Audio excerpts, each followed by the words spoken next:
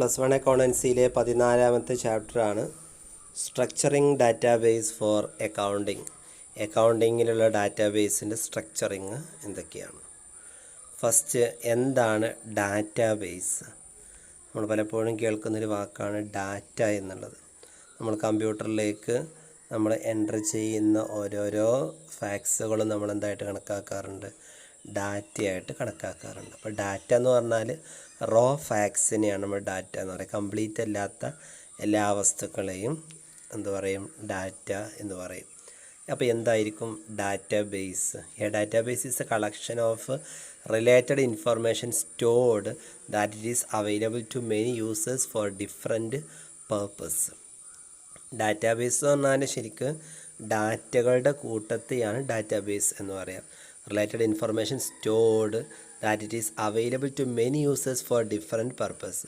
ഒരുപാട് യൂസേഴ്സിന് വ്യത്യസ്ത ആവശ്യങ്ങൾക്ക് വേണ്ടി അവൈലബിൾ ആയിട്ടുള്ള സ്റ്റോർ ചെയ്തിട്ടുള്ള ഇൻഫർമേഷൻ്റെ കൂട്ടത്തെയാണ് ഡാറ്റാബേസ് എന്ന് പറയുന്നത്. Database is a collection of information that is organise ചെയ്യുന്ന ഒരു കൂട്ടം informations so that it can easily to be accessed, managed and updated.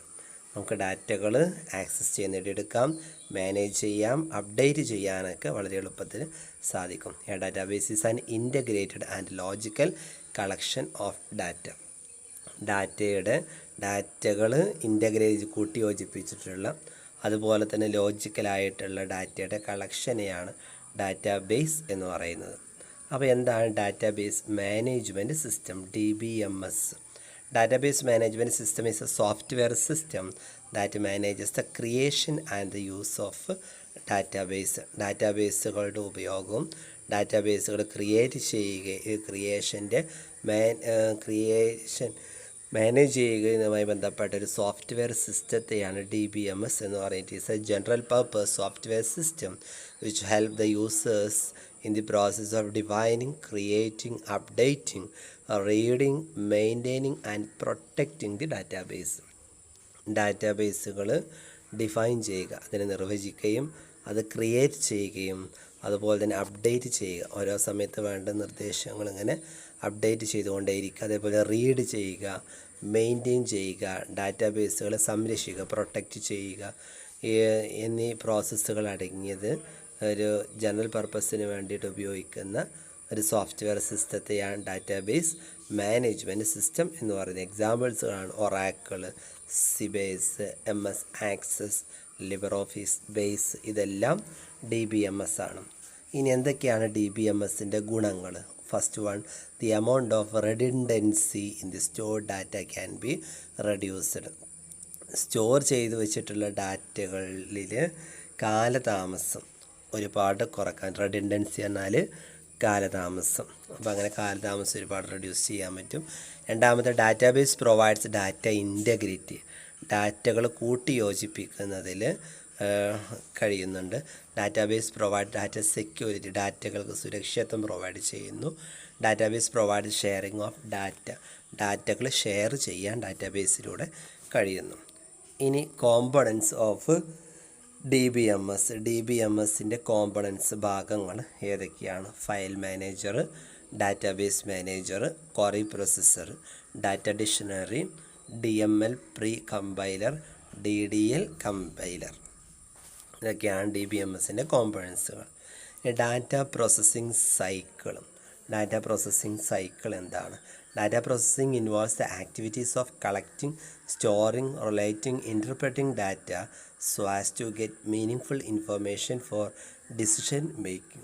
തീരുമാനങ്ങൾ എടുക്കുന്നതിന് വേണ്ടിയിട്ട് വളരെ മീനിങ് ആയിട്ടുള്ള ഇൻഫർമേഷൻ കിട്ടുന്നതിന് വേണ്ടിയിട്ട് എന്ത് ചെയ്യുന്നു? പ്രവർത്തനങ്ങളെല്ലാം കളക്ട് ചെയ്ത് ശേഖരിക്കുകയും സ്റ്റോർ ചെയ്ത് സൂക്ഷിച്ച് വെക്കുക, റിലേറ്റ് ചെയ്യുക, ബന്ധപ്പെടുത്തുക, അതുപോലെ തന്നെ ഇൻ്റർപ്രറ്റിംഗ് ഡാറ്റകളെക്കുറിച്ച് വ്യാഖ്യാനിക്കുക.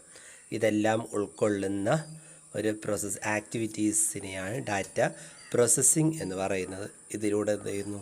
ഒരു മീനിങ് ഇൻഫർമേഷൻ, തീരുമാനങ്ങൾ എടുക്കുന്നതിന് വേണ്ടിയിട്ടുള്ള ഒരു മീനിങ് ഇൻഫർമേഷൻ കിട്ടുന്നു. Cycle involves the following steps. താഴെ പറയുന്ന സ്റ്റെപ്സാണ് സൈക്കിൾ ഉൾക്കൊള്ളുന്നത്. Source documents. Second one, input of data. Third one, data storage. Manipulation of data and last one output of data. ഇത്രയാണ് ഇതിൻ്റെ ഡാറ്റ പ്രോസസ്സിങ്ങിന് വരുന്ന സൈക്കിൾ വരുന്ന സ്റ്റെപ്സുകൾ.